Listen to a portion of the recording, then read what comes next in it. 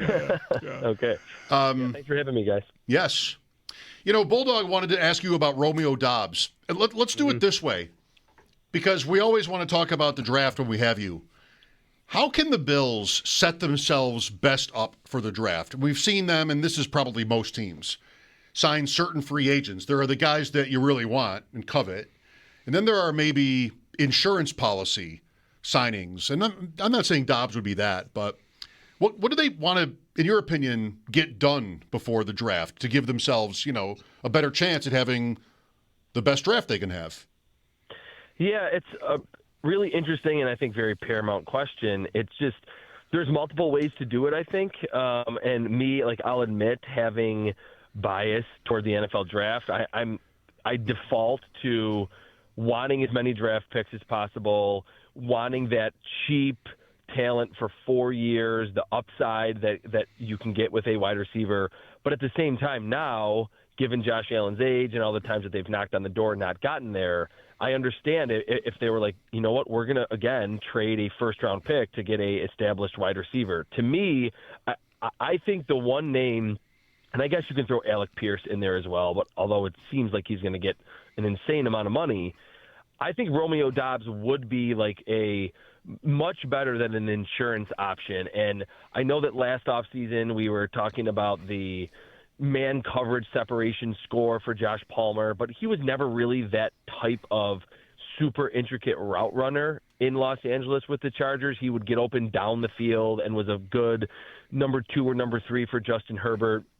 Romeo Doubs, I see shades of Stephon Diggs. I don't think that he can be a first-team All-Pro, 1,300-yard, lead the league in catches, but I think there are parallels to the age, the underutilization on his first team. There's even some parallels between, remember last season or 2 seasons ago when Dobbs was like a healthy scratch because he was mad about the lack of utilization in that Green Bay offense, just like Diggs had in his last 2 seasons in Minnesota.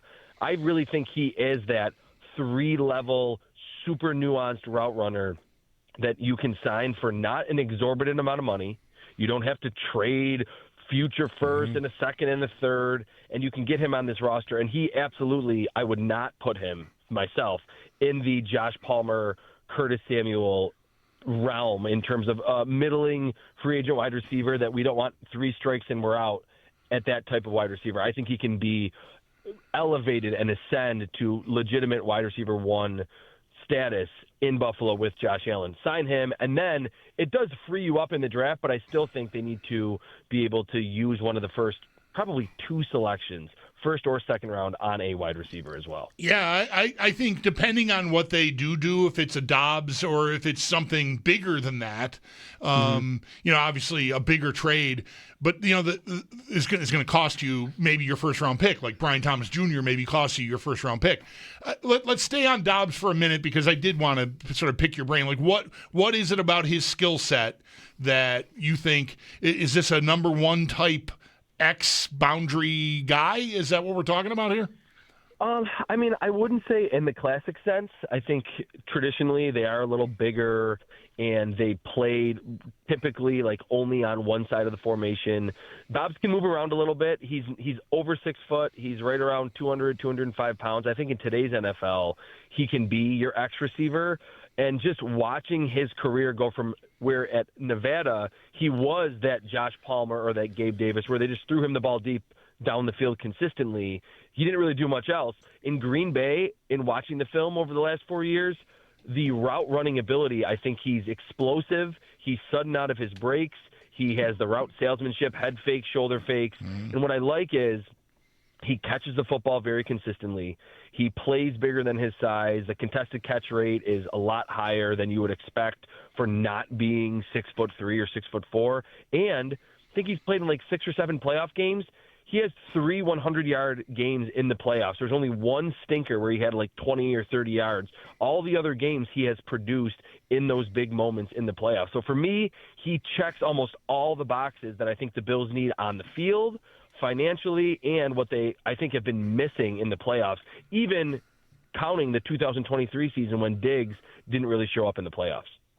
That's good, especially when you think about Green Bay being a team where there are like numerous pass-catching options, and they kind of can seem interchangeable. And when you say he plays big, you don't mean that he wears that big helmet, right? Well, he wears that. I did kind of mean that. Yes, he does wear that gigantic like Mark Kelso helmet that's become kind of popular. The concussion helmet. No, I mean, yes, but he does. He plays literally bigger than his size. He's got very good, reliable hands, and has shown over 4 seasons to have a very respectable to very good contested catch win rate, which that's obviously something that Bills, I think, need those receivers that they can rely on to come down with the football in key moments. I want to ask you about one other non-draft receiver, and I already mentioned his name, Brian Thomas Jr. The thing that appeals to me the most about that idea is that there's still 2 years left on a rookie contract. So that's not, you get what you pay for, right? If you trade for Jalen Waddle, you're getting a player with a big contract who's already earned that contract. Therefore, he's established as, a certain level of good or great, right? Thomas Jr.'s been uneven. It was a good rookie year, a very suspect second year, but having years 2 and 3 and then a 5th-year option too, it's not a guy you can't even sign him to an extension if you were to trade for him right now because he's not eligible yet. And I like that you get like a trial period before committing, the 28 or $30 million to him if he, booms and becomes a number 1 wide receiver. What do you think of him, and like what maybe do you see that went wrong for him in Jacksonville in year 2? In the trade market, he's my favorite option. I mean, I think you could also throw Marvin Harrison Jr. there because of the Cardinals assistant coaches that are now in Buffalo, and that his wide receiver coach is on staff, like on Joe Brady's staff. Like, I understand that. But for me, Brian Thomas Jr., the fact that he turns 24 this year, so you are getting him in the as he's entering what should be the prime of his career, exactly what you pointed out. You're trading one of your probably either a first-round pick this year or next year, maybe even a couple day 2 picks, but you're getting him very cheaply. And so there's no concern on the financial side. In terms of what happened this year, I think he had some drops early, and maybe it kind of got in his head a little bit, and that they really started to just prioritize other receivers and ultimately said, hey, we're going to make a trade at the trade deadline. I listened to Joe Marino on with Jeremy and Joe this morning that referenced that after they traded for Jacoby Myers, Brian Thomas was 4th on the team in targets behind one of their tight ends, Brenton Strange, down the stretch. So I think he is the absolute best. Buy low, expect Josh Allen to elevate his game. And from Mike's question earlier, is Doubs the classic X? To me, Brian Thomas absolutely is that type that can win on all of the classic boundary wide receiver ways, and he has low 4.3 speed that when he went for over 1,200 yards as a rookie was catching 50 and 60-yard bombs from Mac Jones a lot of the time in Jacksonville. So I think he's someone that I have vivid memories of that 2024 draft, that as he got close to the Bills, I was thinking that Brandon Beane was going to trade up for him. They ultimately didn't have that 3rd-round pick that they lost in the Tremaine Edmonds comp pick fiasco, and then they obviously ultimately picked Coleman, which was my least favorite idea. But he's someone that I think would make a ton of sense for almost all the same reasons that I think Romeo Doubs. Like, he ticks as many boxes as Romeo Doubs does for me on the free agent market. I guess it wouldn't be unprecedented, and who knows what, how deep if there's any discord goes with Jacksonville and Thomas. I mean, there was that Travis Hunter commercial that I think I still see once in a while with Trevor Lawrence. Thanks. I mean, I was the breakout rookie, and then I got a defensive player taking my place in these ads. Mm-hmm. But yeah. It's not necessarily selling low, but it probably is for Jacksonville. I guess it just depends on the price. That's the same for Harrison. It wouldn't be unprecedented, but it's hard for me to want to justify those teams trading those players with what the draft capital was, how recent it still was, and what you still might have in these guys. But Jacksonville did trade for and sign Myers. And then they also got a lot out of Washington late in the season. They're going to probably have to pay Parker Washington, too. Okay. So, situations do change. And maybe that means Thomas could be gettable. Yeah, and I think the main difference, I mean, I actually liked Brian Thomas probably just as much as Marvin Harrison Jr. I think he gives you a little bit more flexibility and suddenness as a route runner. The difference, though, is in terms of it actually happening as opposed to just what I would want if I was the Bills GM, is that the Jaguars GM, James Gladstone, did not draft Brian Thomas.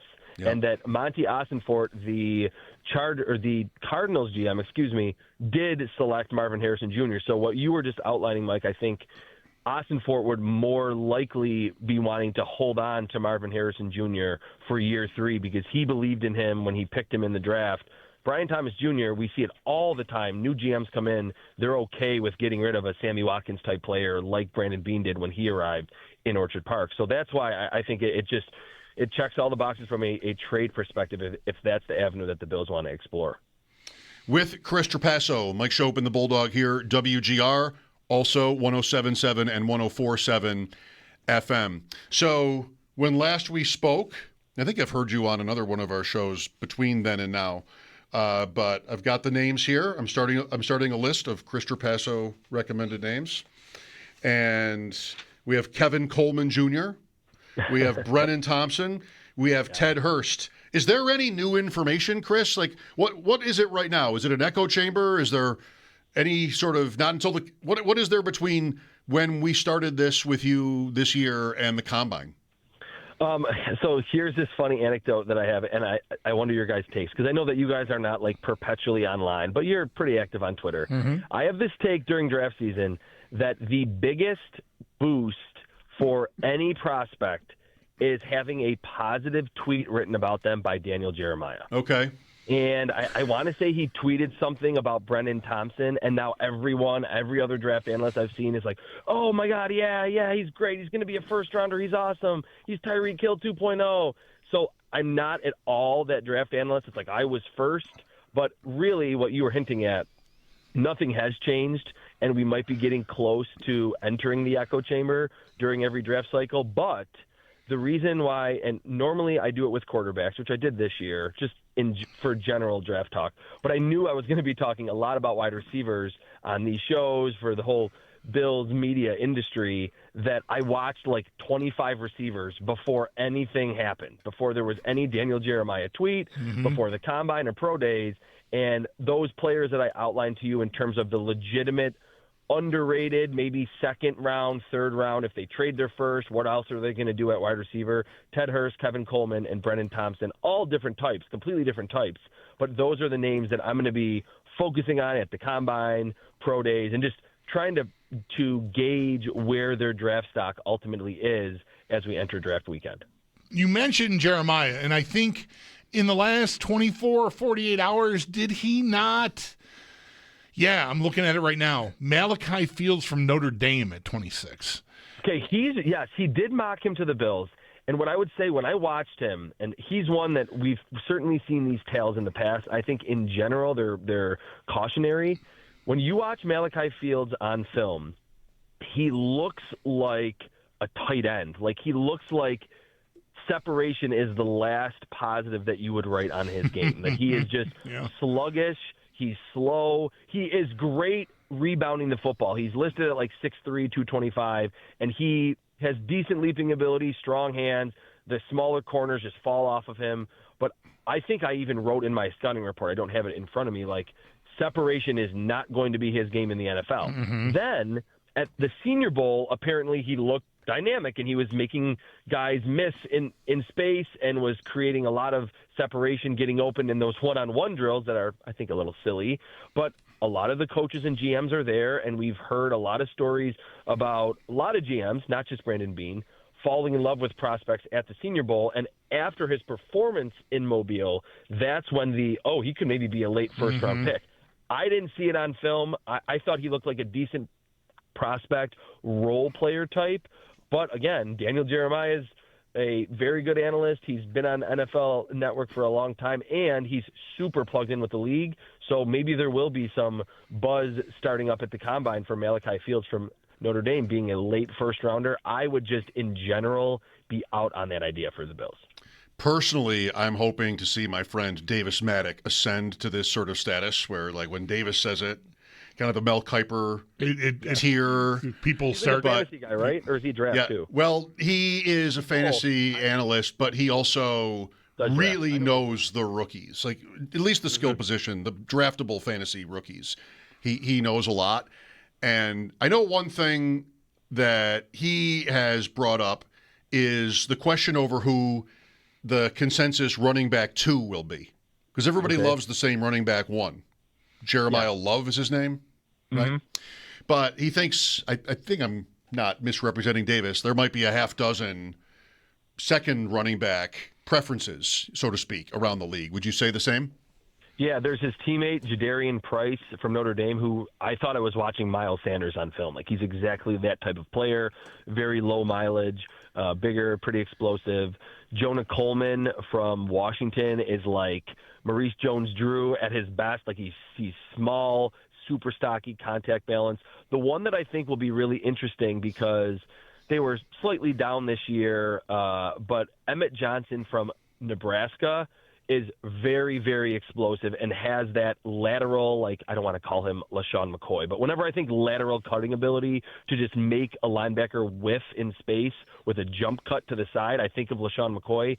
Emmett Johnson from that school has that ability. So those 3 are the names that I haven't dove deep to the running back class, but in watching those 3, I thought they were good, not great, and I haven't, in scouring other people's rankings, other ideas for the running back position and just looking at the analytics, it doesn't seem like a very good or deep running back class after Jeremiah Love. So you didn't spend the same kind of time and energy on running backs, given like us and how many times you'd be on with us, that you might have thought exactly. we wouldn't ask you a bunch of running back questions. No, yeah, that, and I wanted to be able to drop the Kevin Coleman, Keon Coleman comparison, name comparison, and jersey swap possibility on the first time I was on the show. When I saw him, I was like, oh, this is funny because I actually like him. He's a good separator, and his name is – and believe me, like, you guys mentioning that last week and then on Twitter, I got a lot of like, no, we cannot draft Keon Coleman or Kevin Coleman with that close of a name to Keon Coleman. But, yeah, I wanted to dive deeper very early in the process before any bias can kick in on wide receivers over running back. I think we know from talking to you over the years, like, how you feel generally about running backs and drafting them early.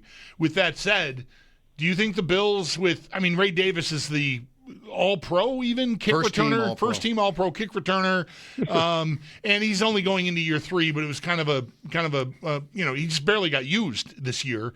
Ty Johnson had a role, but he got hurt and they missed him. Do you think like a day 3 running back might be in order for the Bills this year? I do. Yeah, I wouldn't hate that. I think that is the time to pick them if you want to go as early as the 4th round. I mean, of course, there's the outliers. There's the Saquons and Christian McCaffreys, and maybe that's Jeremiah Love this year. I think he is really fun on film. But in general, I would be round 2, round 3 is about as much as I would spend, but I think the best value is round 4 and round 5. Now, for the Bills, do they have bigger needs? Yeah, definitely. But Ray Davis, I think, is a decent return on investment for a 4th rounder, and I don't think it would be crazy to look ahead and say, yeah, we can maybe upgrade from him, and in a year or 2 we're going to be thinking, all right, what are we doing? Are we extending him? Probably not at this point. So a day 3 running back, I think, could be in the mix unless they feel really good about Frank Gore Jr. stepping into potentially that running back 3 and maybe even a running back 2 role. One other thing on Davis is he was old when he was drafted. Like, right? Yeah, he's an older. Not like that. Right. Yeah. I'm not even sure I want the Bills to consider drafting someone named KC, let alone Kevin Coleman. I don't know. And how about Denzel Boston? Like, I've got some responses are like KC, Boston, or Kevin Coleman. I mean, Kevin Coleman's not getting first-round buzz, but he could be in the mix. And there's like all these ties to failed draft picks or rivals of the Bills the last couple of years. Where's a Smith when you need one? Actually, that's what I'm thinking, because that seems pretty safe. Yeah, that's true. I don't know if there's a Smith in this class. We need to find a Smith. It's as simple as that. All right. Real quick before you go, Chris, if I can squeeze in one more. How many quarterbacks go through Friday night? How many day 2 quarterbacks are there? I don't know, man. I watched 8 to 10 quarterbacks, and I love Trinidad Chambliss from Ole Miss. It seems like the judge in Mississippi granted him a I think he gets to go back to college. Yeah, yeah, he gets to go back to college. Maybe 2 others. If someone wants to just totally roll the dice on Drew Aller from Penn State, but I saw like Christian Hackenberg 2.0. I would stay away. Ooh. He does have major traits, but he's very raw. The one that's really interesting, I'm blanking on, is Cole Payton from North Dakota State. I think that's his name. Lefty, super athletic. I mean, at the smaller school level, very athletic.